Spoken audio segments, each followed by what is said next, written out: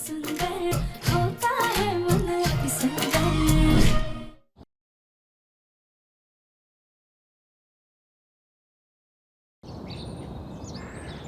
मौत के कगार पर खड़े इस खानदान के सबसे बड़े बेटे का इतना भी हक नहीं है कि वो चंद पल अपनी जिंदगी के अपने पिता के साथ गुजारे। तो हम चले जाएंगे। इन सबकी नफरत देखकर तो कहीं हमारा बेटा वक्त से पहले ही गए।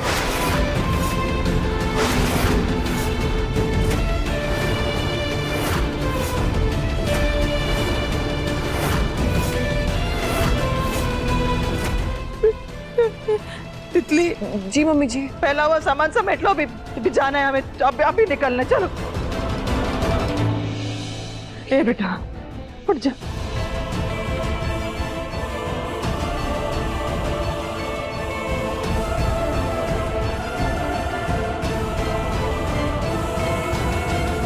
रुको।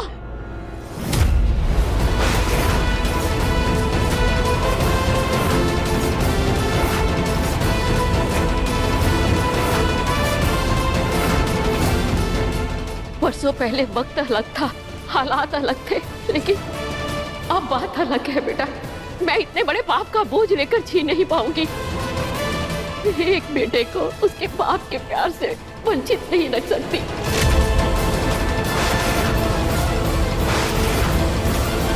इसलिए बेटा, जब तक तुम यहाँ रहना चाहो अपने पिता के साथ रह सकते हो।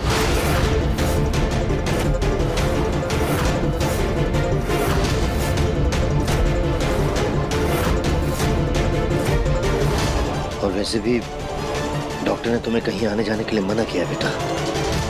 मरने वाले की आखिरी इच्छा पूरी होनी ही चाहिए ना। कली,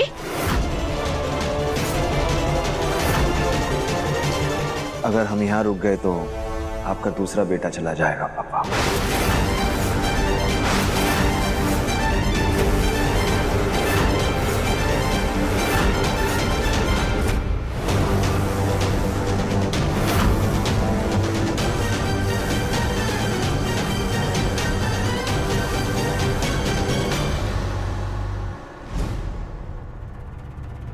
बेटा, तुम भी मेरे बेटे हो और सनी भी मेरा बेटा है।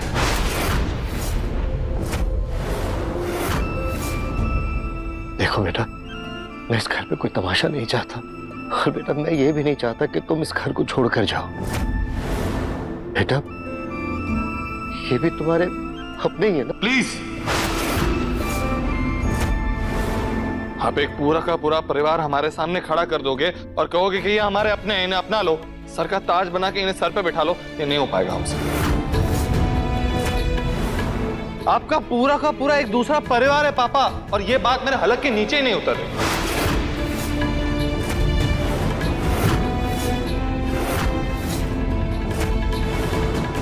मुझे इस घर से जाना ही होगा, तभी मैं कुछ सोचने समझने के लायक रहूंगा, वरना मेरा सर फट जाएगा।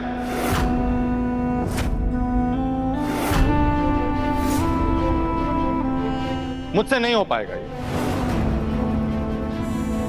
चलो राधिका।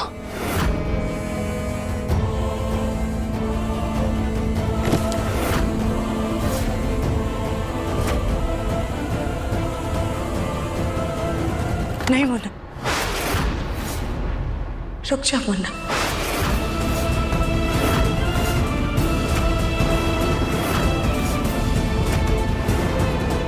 मां, लेकिन मैं मुन्ना, हम नहीं चाहते बेटा कि तुझसे कोई पाप हो।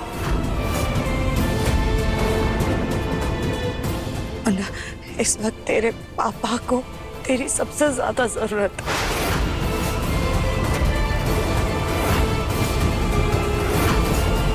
तू भले ही अभी उनसे नाराज कि तेरी नाराजगी अपनी जगह और परिवार के मायने अपनी जगह।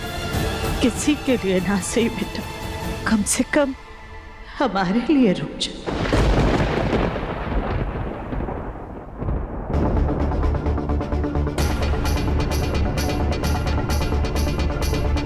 घर से जाएंगे तो ये लो, लेकिन इनके चक्कर में दिव्य चला गया तो मुन्ना के पापा कहीं जज्बात में आकर सब कुछ अपने इस नए नवेले बेटे के नाम ना करते हैं।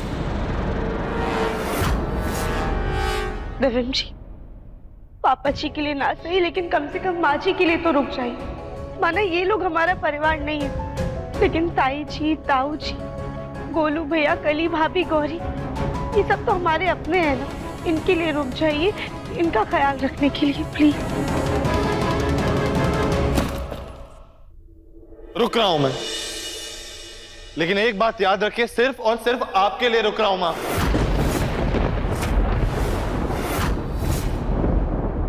और आज के बाद आपका और मेरा कोई रिश्ता नहीं।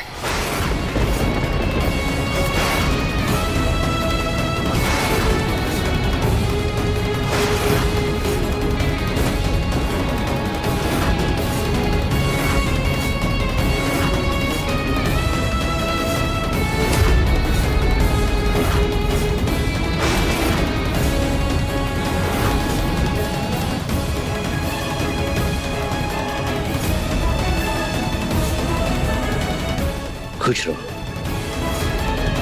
मुझसे कहीं ज्यादा इस ऑफिस पे हक तुम्हारा है।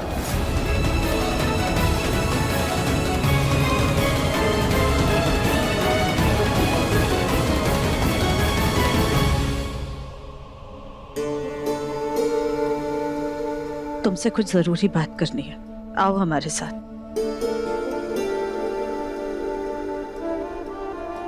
पापा,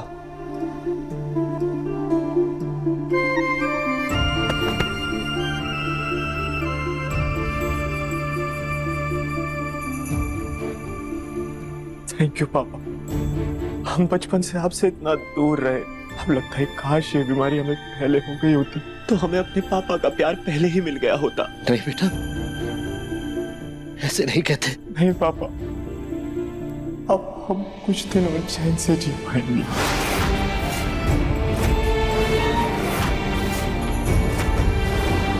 पापा, हम एक टेंशन से तो मुक्त हो गए कि हमारे जाने के बाद हमारी माँ का कोई ख्याल रखने वाला तो है। मेरी माँ बेसहारा तो नहीं रही।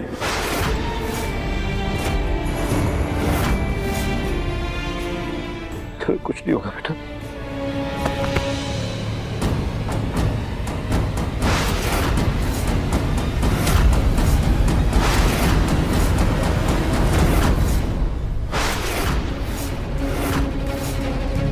राधिका, क्या जरूरत थी तुम्हें दिव्यम को ये बताने की कि तितली ने तुम्हें धक्का दिया है? अरे जब सब कुछ खत्म हो गया था तो फिर ये बात तुम अपने पेट में दबा करके नहीं रख सकती थी?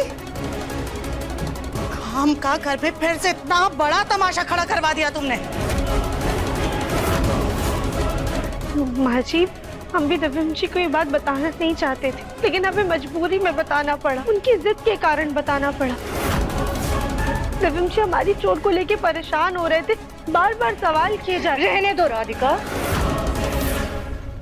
रहने दो तुम। एक तो तुमने तितली वाली बात बता दी और तुमने वो सेब खिलाने वाली बात भी बता दी। जिस बात को इतने सालों से हम अपने कलेजे में दबाए जी रहे थे वो तुमने यूं एक झटके में बता दिया। अरे अगर आज दिव्यम मुझसे मैं घर छोड़ करके चला जाता तो जिस बच्चे के लिए हम इतना बड़ा पहाड़ अपने सर पर उठाए इतने सालों से जी रहे थे वो तुमने सब बिगाड़ दिया। हमारी बरसों की तपस्या सब बर्बाद कर दी तुमने। और तुम अपने दिमाग में ये गांठ बांध लो राधिका कि मुन्ना कभी भी अपने पापा को छोड़ करके नहीं जा सकता है। अब आगे से इस बात का ख्याल तुम रखना कि मुन्ना के जहन में भी घर छोड़ने वाली बात नहीं आनी चाहिए। जी जी माँ जी, हम आगे से इस बात का ख्याल रखेंगे। ये सब यहाँ रख दो।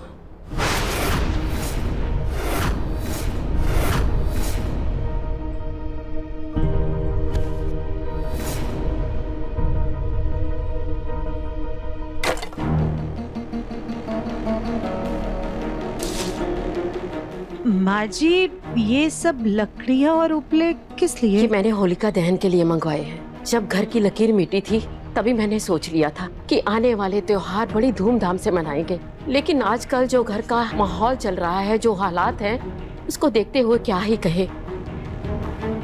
लेकिन सुजाता, चाहे कुछ भी हो जाए, चाहे कितनी भी रुकावट आए, हम पूजा पाठ में विघ्न नहीं आने देंगे।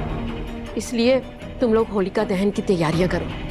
हो सकता है होलिका देवी की कृपा से, उनके आशीर्वाद से सब अच्छा हो जाए।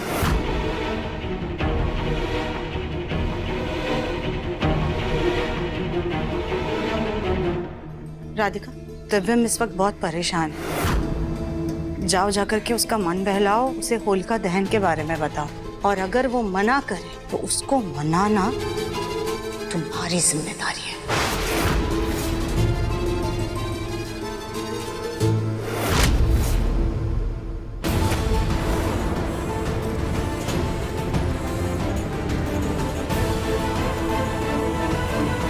हे भगवान, ये दिव्यम जी बाहर कहाँ जा रहे हैं? कहीं घर छोड़कर तो नहीं जा रहे?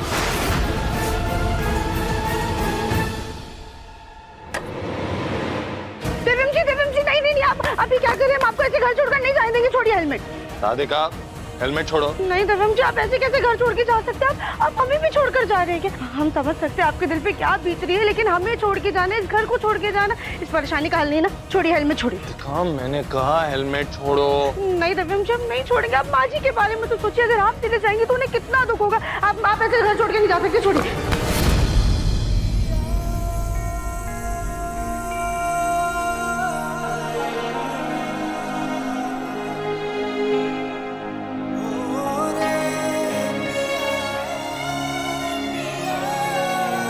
कौन कह रहा है कि मैं घर छोड़ के जा रहा हूँ? थोड़ी देर टहलने जा रहा हूँ अपना मन हल्का करने के लिए। आ जाऊंगा वापस। ओह, अच्छा, सॉरी। दिव्यम जी, अभी आपका मूड ठीक है? कैसे हो सकता है मेरा मूड ठीक, राधिका?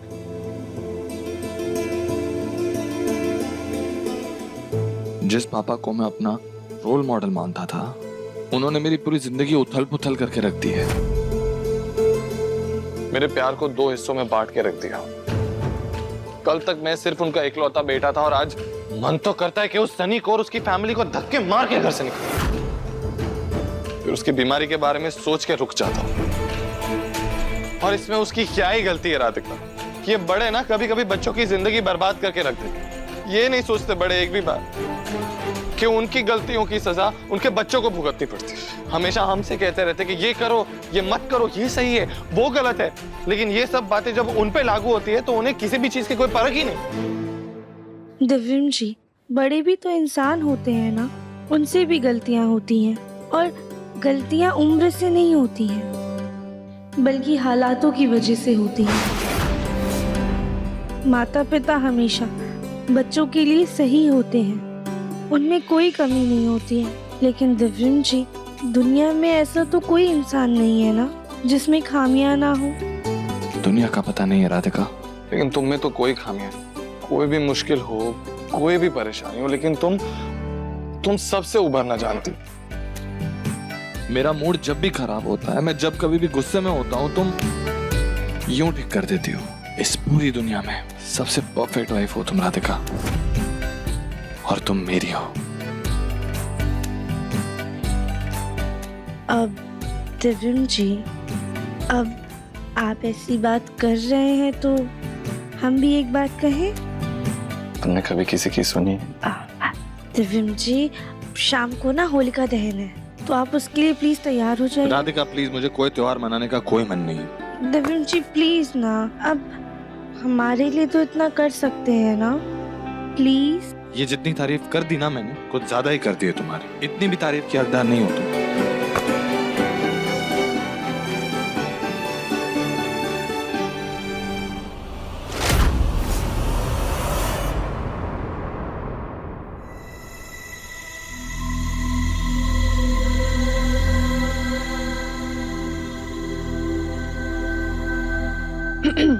हाय हाय, हमें पानी कहाँ से मिलेगा? वो हमें अपने पति को ना ये दवाइयाँ देनी है। हम देते हैं ना।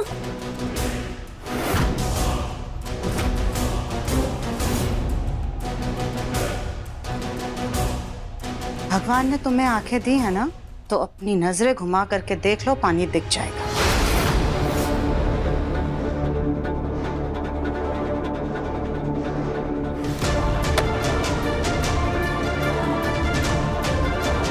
ये राधिका कहाँ रह गई? उसे पता है ना अपनी पूजा की थाली भी उसे तैयार करनी है अभी।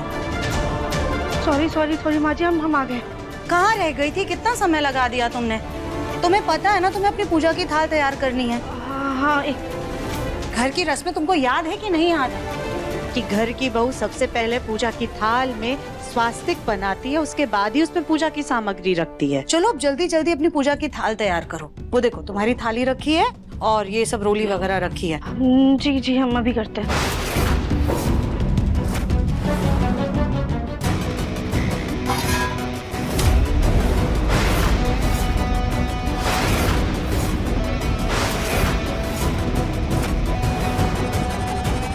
इस घर की बहू तो हम भी है ना, तो पूजा की थाल सजाने का हक हमारा भी तो बराबर का हुआ ना। बड़ी तेज है ये।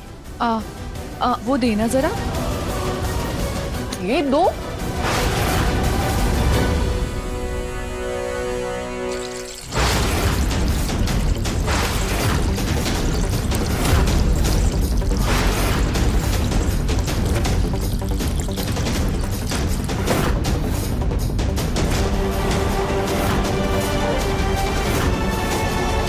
हमारे घर के मामलों में घुसना बंद करो। कल की आई हुई लड़की हमारे घर के रस्मों रिवाजों में हिस्सा लेगी, ये कभी बर्दाश्त नहीं करेंगे हम। मेहमान हो, मेहमान की तरह रहो। मुन्ना के पापा ने तुम लोगों को इस घर में रहने की इजाजत दी है, हमारे तीज त्योहार करने की नहीं, समझी?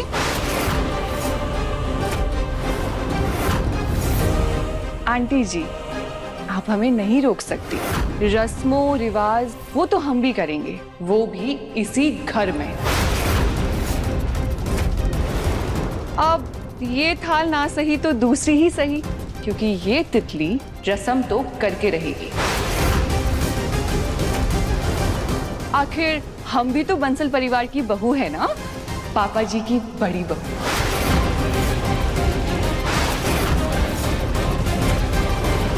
चलिए अब हम चलते हैं, हमें भी तो बहुत सारी तैयारियां करनी है ना पूजा की।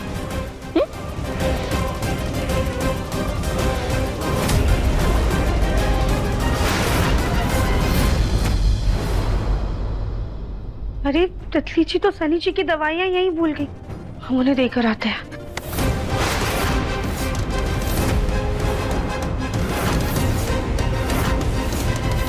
तुम्हें बड़ी फिक्र हो रही है उन लोगों की? अपने काम छोड़ करके तुम्हें दुनिया भर के काम करने होते हैं ना राधिका? चुपचाप अपनी पूजा की थाल तैयार करो। और फिर उसके बाद पूजा के लिए तैयार भी तो होना है। उसको दवाई हम दे करके आते हैं।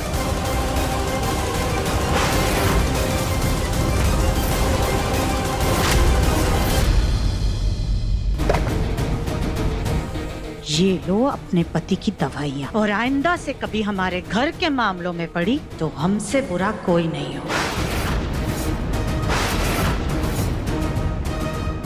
आंटी जी, पक्का ये वही दवाइयाँ हैं ना जो हम किचन में लेकर आए थे? तुम्हारी हिम्मत कैसे हुई हमसे सवाल करने की, हम पर उंगली उठाने की? तुम लोगों की तरह तिरिया चरित्र का खेल हम नहीं खेलते। तुम्हारी सास झेलती होगी तुम्हारे ये तेवर, लेकिन हम नहीं झेलेंगे। ये वही दवाइयाँ हैं जो तुम किचन में रख करके गई थी।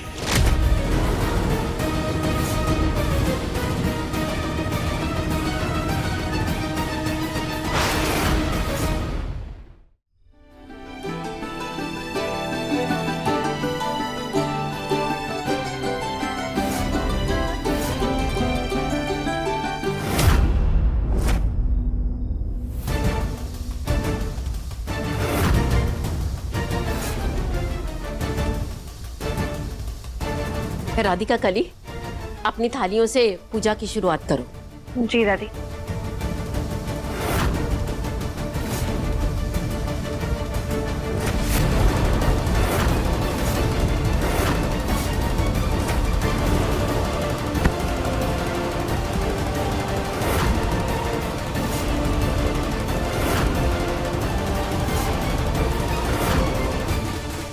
सुजाता, कविता, आओ बेटा।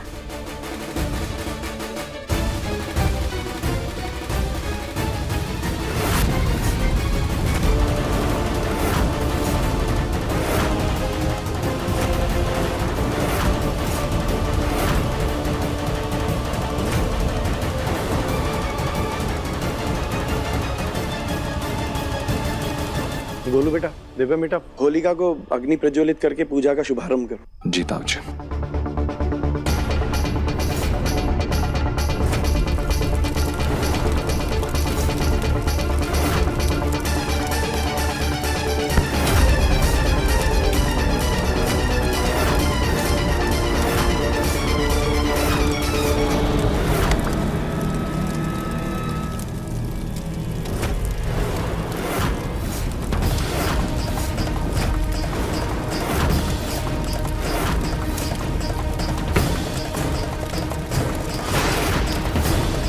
मुहूर्त का समय निकला जा रहा है, होलिका दहन कर दो।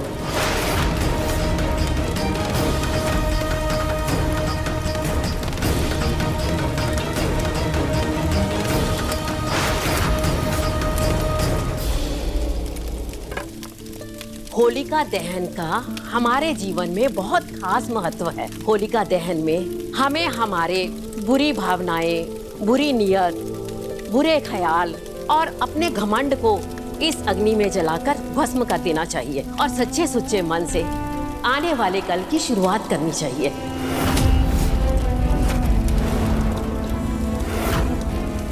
हे होलिका माता, हमारे घर में चल रहे सारे तनाव को अग्नि में भस्म करके बस खुशियां ही खुशियां रहे।